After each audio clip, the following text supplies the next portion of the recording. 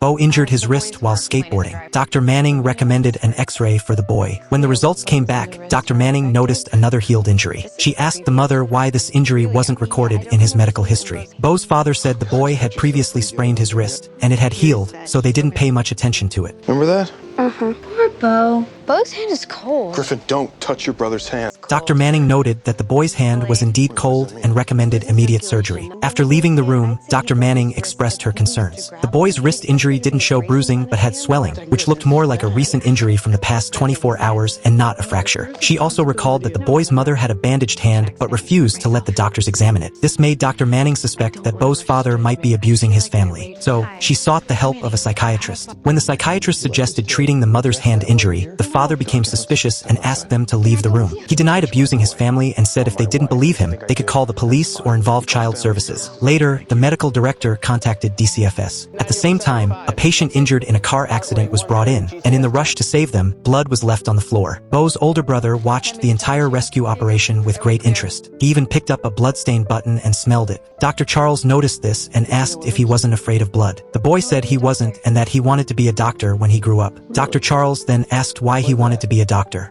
The knives. What? To help people.